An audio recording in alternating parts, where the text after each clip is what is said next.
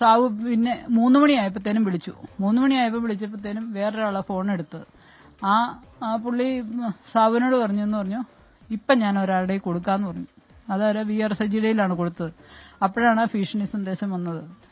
നിനക്കിട്ട് പണി ഞാൻ വെച്ചിട്ടുണ്ടെന്ന് പറഞ്ഞു. നിന്റെ പേര് കേസ് കൊടുക്കുകയില്ല, കാരണം നിന്നെ എനിക്കറിയാന്ന് പറഞ്ഞു. നിന്നെ എനിക്കറിയാം, നിന്റെ പേര് കേസ് കൊടുക്കുകയില്ല, നിനക്കിട്ട് ഞാൻ പണി വെച്ചിട്ടുണ്ട്. അത് വീഡിയോ ഇത് വന്നായിരുന്നല്ലോ. അതല്ല എന്നോട് എല്ലാ കാര്യങ്ങളും പറഞ്ഞതാണ്. ഞാൻ രാത്രിയിൽ വിളിച്ചതുമാണ്. രാത്രി വിളിച്ചേച്ച് ഞാൻ പറഞ്ഞു ഞാൻ ഓപ്പറേഷൻ കഴിഞ്ഞൊന്ന് വരട്ടെ, 2 മാസം റെസ്റ്റ് കഴിഞ്ഞ് വരട്ടെ, അത് കഴിഞ്ഞ് നമുക്ക് പോകാം, സമാധാനിക്ക്, പൈസയൊക്കെ എങ്ങനെയും ഉണ്ടാവും എന്നൊക്കെ പറഞ്ഞതാണ്.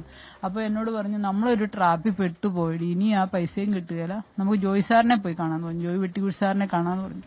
ഞാൻ പറഞ്ഞു ഒരു സ്ഥാപനമല്ലേ, അത് നിലനിൽക്കണ്ടേ, നമ്മളായിട്ട് ഒരു സ്ഥാപനം നശിപ്പിക്കരുതേ സാബുവേ എന്ന് പറഞ്ഞ് റിക്വസ്റ്റ് ചെയ്ത് ഞാൻ സമ്മതിച്ചില്ല. ജോയ് സാറിനെ കാണാൻ പോകണ്ടെന്ന് പറഞ്ഞു. സ്ഥാപനം കളയല്ലേ എന്ന് പറഞ്ഞു. നമ്മൾ കാരണം ഒരു സ്ഥാപനം പോകരുത്. ഞാൻ പല പ്രാവശ്യം അങ്ങനെ റിക്വസ്റ്റ് ചെയ്താണ് സാബു നിന്നത്. പലരെയും കൂട്ടിക്കൊണ്ട് പോകാൻ നോക്കിയതായിരുന്നു. നമുക്ക് ഒത്തിരി പിടിപാടൊന്നുമില്ല, എന്നാലും പലരെയും കൂട്ടിക്കൊണ്ട് പോകാൻ നോക്കിയതാ. ഞാനത് റിക്വസ്റ്റ് ചെയ്തു. നമ്മൾ കാരണം അവരുടെ സ്ഥാപനം പോരുത്, ഒരു ബാങ്ക് സ്ഥാപനമല്ലേ, വേണ്ടെന്ന് പറഞ്ഞുകൊണ്ട് ഞാൻ എപ്പോഴും സമാധാനിപ്പിക്കുമായിരുന്നു. പക്ഷെ എന്ത് സംഭവിച്ചു? ഈ പണം ചോദിച്ചു ചെന്നപ്പോൾ ബാങ്കിലുള്ളവർ മോശമായി പെരുമാറിയെന്നാണ് സാബു പറഞ്ഞിരിക്കുന്നത്. അതിനെപ്പറ്റി സംസാരിച്ചിരുന്നു. അതിന്റെ കാര്യം എല്ലാം പറഞ്ഞു. എന്നാ കാര്യം ഉണ്ടേലും പറയും.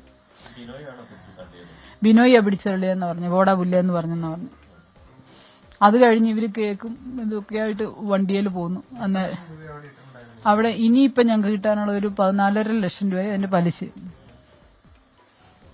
ഞങ്ങൾ ശരിക്കും ഒരു 65 മുകളിലുണ്ടായിരുന്നു ഞങ്ങളുടെ പൈസ ശരിക്കും.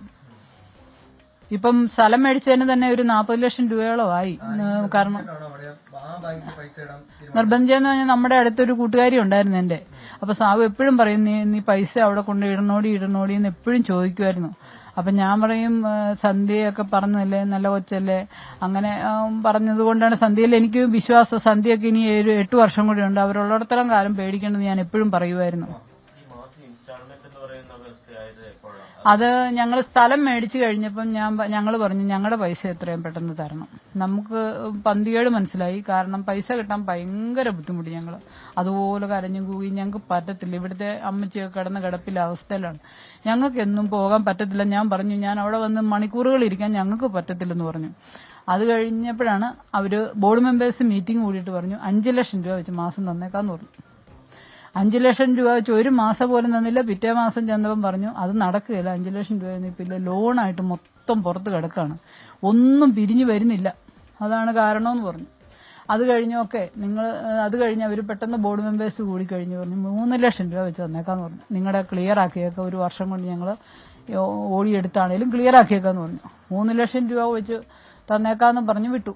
ഞങ്ങൾ ആ 3 ലക്ഷം രൂപയ്ക്ക് ചെന്ന് കഴിയുമ്പോഴത്തേക്കും ജനുവരി മാസം ഞങ്ങൾക്ക് 3 ലക്ഷം രൂപ തന്നു. ഉള്ള സത്യം പറയാം, ജനുവരി മാസം തന്നു. അത് കഴിഞ്ഞ് ഫെബ്രുവരി തൊട്ട് ഇനിയും 3 കിട്ടുകയെന്ന് പറഞ്ഞു. 3 ഉണ്ടാകുകയില്ല. അത് കഴിഞ്ഞ് പിന്നെ അടുത്ത ബോർഡ് മീറ്റിംഗ് വെച്ച് തരും നമ്മളെ അങ്ങോട്ട് വിളിക്കുക. നമുക്കിത് പോയിരിക്കാൻ സമയമുണ്ടോ? കാരണം 10 മണിക്ക് പോയാൽ വരുന്നത് ഉച്ച 2 മണി വരെയും കുത്തിയിരിക്കണം, മണിക്കൂറുകൾ കുത്തിയിരിക്കണം. 3 മണിക്ക് ഉച്ച കഴിഞ്ഞ് എല്ലാം പറയും. കാരണം കസ്റ്റമേഴ്സ് വരാത്ത സമയമാണ്. നമുക്കിതെല്ലാം മനസ്സിലാവും. കസ്റ്റമേഴ്സ് വരാത്ത സമയം 3 മണിക്ക് എന്ന് കഴിഞ്ഞാൽ ഞങ്ങൾ വരുന്നത് 6 മണി 5 ബാങ്ക് അടപ്പിച്ചില്ല ഞങ്ങൾ ഒരു പ്രാവശ്യം. 5 മണി വരെ ഇരുത്തും. അത് കഴിഞ്ഞ് അവർ പറഞ്ഞു 1 ലക്ഷം രൂപ വെച്ച് തരാം. അതങ്ങ് സമ്മതിച്ചോളാൻ ഒരു ബോർഡ് മെമ്പർ പറഞ്ഞു. ആരാ പേര് പറയുന്നില്ല. ഒരു ബോർഡ് മെമ്പർ പറഞ്ഞു 1 ലക്ഷം രൂപ വെച്ച് തരാം, പിന്നെ ബാക്കി പലിശയും കൂടെ തരാമെന്ന് പറഞ്ഞു. ഓക്കെ, സമ്മതിച്ചു. ലാസ്റ്റ് ഞങ്ങൾ സമ്മതിക്കേണ്ട വന്നു. കാരണം നമ്മൾ 2 നിവൃത്തികേടുകൊണ്ട് സമ്മതിച്ചു. കാരണം 2 വ്യക്തികളാണ്. കാരണം ഞങ്ങളുടെ കുട്ടികളുടെ വിദ്യാഭ്യാസം, ഞങ്ങൾക്ക് പല കാര്യങ്ങളുണ്ട്. ഞങ്ങൾക്ക് പൈസ ഇല്ലാതെ പറ്റിയല്ല. കാരണം കാരണവന്മാർക്ക് മരുന്ന് മേടിക്കണം, എന്തെല്ലാം കാര്യങ്ങളും ഇതിന്റെ ഇടയ്ക്ക് റൗണ്ട് ചെയ്താൽ. അപ്പം ഓക്കെ 1 ലക്ഷം രൂപ വെച്ച് തന്നു. 1 ലക്ഷം രൂപ വെച്ച് തരാന്നുള്ള എഗ്രിമെന്റിൽ ഇങ്ങ് പോന്നു. ചെല്ലുമ്പോൾ എന്നും ഇപ്പം നടക്കുകയില്ല, ഇപ്പം ഇല്ല, നാളെ കഴിഞ്ഞു പോവാ, അങ്ങനെ എന്നും നടത്തിയിരായിരുന്നു. സാബു മടുത്തായിരുന്നു ലാസ്റ്റ് എങ്ങനെ പൈസ ഇങ്ങനെ ഊരിയെടുക്കൂന്നുള്ളത്. അപ്പൊ ക്രിസ്മസിന് ഞങ്ങൾക്ക് ഇച്ചിരി സാധനം മേടിക്കാൻ പൈസ ആയെന്ന് പറഞ്ഞു. എന്നിട്ടും എത്ര പ്രാവശ്യം നടന്നിട്ടാ കുറച്ച് പൈസ തന്നു കടയിലോട്ട് സാധനം മേടിക്കാൻ. പിന്നെ സ്വർണം പെട്ടെന്ന് ഞങ്ങൾക്ക് പുതുക്കി വെക്കേണ്ട വന്നു. സ്വർണം എല്ലാം ഇങ്ങനെ കൊണ്ടുപോയി വെച്ചേക്കാണ്. കടബാധ്യതയായിട്ടാണ് ഞങ്ങൾ ഇത് കൊണ്ടുപോയിട്ടേക്കുന്നത്. കാരണം സ്വർണം വീട്ടിൽ ഇരിക്കുന്നത് സേഫ് അല്ലല്ലോ. അപ്പൊ അങ്ങനെ നമ്മൾ കൊണ്ടുപോയി വെച്ചിട്ടാണ് ഈ പൈസ കൊണ്ടിട്ട്. അപ്പൊ അത് പുതുക്കി എടുക്കണം, അതിന്റെ സബ്സിഡി നിർത്തി എന്ന് പറഞ്ഞു ബാങ്ക് ഓഫ് ബറോഡയിൽ. അപ്പൊ ആ സബ്സിഡി ഇത് പുതുക്കി വെക്കണേ നമുക്ക് 3 ലക്ഷം രൂപ കിട്ടണ്ടേ പെട്ടെന്ന്. അന്നേരം ഞാൻ പറഞ്ഞു ലോണായിട്ട് തന്നാൽ മതി, ഞങ്ങൾക്ക് തരാനുള്ള പൈസ ഞങ്ങൾക്ക് ലോണായിട്ട് തന്നാൽ മതി എന്ന് പറഞ്ഞു. ലോണായിട്ട് പോയിട്ട് ഞങ്ങളുടെ കയ്യിൽ ഒരു പൈസയും ഞങ്ങളിപ്പോൾ ലോണും കൊടുക്കുന്നില്ല, ഒന്നും കൊടുക്കുന്നില്ലെന്ന് പറഞ്ഞു. ഞങ്ങളുടെ പൈസയിൽ നിന്ന് തന്നാൽ മതി എന്ന് റിക്വസ്റ്റ് ചെയ്തു, കിട്ടിയില്ല. അതുകൊണ്ട് അങ്ങ് പോയി. അത് കഴിഞ്ഞപ്പോഴാണ് ഈ ഓപ്പറേഷൻ കേസ് വന്നത്. പിന്നെ ഞങ്ങൾ വേറെ ബാങ്കിൽ നിന്ന് ലോൺ എടുത്ത് ആ സ്വർണം പുതുക്കി വെച്ചു. ഞങ്ങൾ മരിക്കുന്നതിന്റെ 10:30 രാത്രി 10:30. അന്നേരം എന്നോട് പറഞ്ഞു, അങ്ങോട്ട് ഞാൻ ഫോൺ വിളിച്ചായിരുന്നു. ഫോൺ വിളിച്ചപ്പോൾ പറഞ്ഞു സംഘത്തിലാണ് ഞാൻ. അപ്പോൾ സംഘംകാർ പറഞ്ഞു 8:30 വരെ സംഘത്തിലുണ്ടായിരുന്നു. കാരണം 9 വരെ ഇരിക്കുന്ന ആള് 8:30 ആയപ്പോൾ ഇറങ്ങി. അപ്പോൾ കൊച്ചു വിളിച്ചപ്പോഴും പറഞ്ഞു, സാബു പറഞ്ഞു ഞാൻ സംഘത്തിലാന്ന് പറഞ്ഞു 9 ആയപ്പോഴും. പക്ഷെ അത് വേറെ എവിടെയോ ആയിരുന്നു, എവിടെയായിരുന്നെന്ന് നമുക്കറിയത്തില്ല. ഇവിടെ വന്നു കഴിഞ്ഞ് 9:30 ആയപ്പോൾ ഇവിടെ വന്നു. ഇവിടെ വന്ന് ഞാൻ 9:30 കഴിഞ്ഞപ്പോഴും എനിക്കൊരു വെപ്രാളം, ഇതെന്നെ വിളിക്കാതെ എല്ലാ ദിവസവും വന്ന് കടയടച്ചേച്ച് വിളിക്കുന്നതാണ്. ഇപ്പം ഞാനൊരവസ്ഥയെ കിടക്കുന്നതുകൊണ്ട് ഭയങ്കര ടെൻഷനായിരുന്നു. അപ്പം വിളിച്ചില്ല. 10:30 ആയപ്പോഴത്തേനും വിളിച്ചു. 10:30 ആയപ്പോൾ ഞാനും എൻ്റെ ആങ്ങളുടെ ചേച്ചിയും ഉണ്ടായിരുന്നു, ഞങ്ങൾ മോനും ഉണ്ടായിരുന്നു. മൂത്തവൻ അങ്ങോട്ടാണ് വന്നത്, ഹോസ്പിറ്റലിലേക്കാണ് വന്നത്. എന്നിട്ട് ചേച്ചി പറഞ്ഞു സാബു ഒന്നുകൊണ്ടും വിഷമിക്കണ്ട, നമുക്ക് പൈസ ഈ ഓപ്പറേഷൻ കഴിഞ്ഞൊന്ന് റെസ്റ്റ് കഴിഞ്ഞ് നമുക്ക് പോകാം, ഞാനും കൂടെ വരാം.